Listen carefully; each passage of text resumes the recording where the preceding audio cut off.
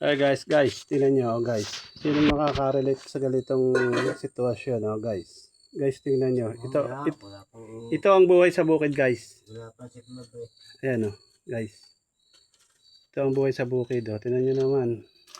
Ganyan ang buhay sa bukid ayan guys.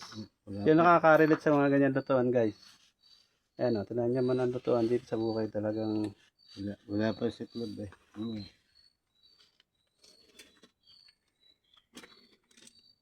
Ayan guys sa bukid galito guys.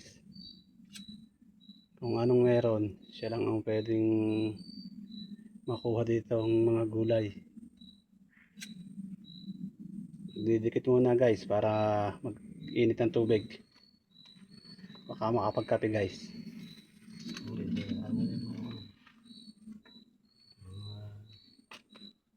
One click.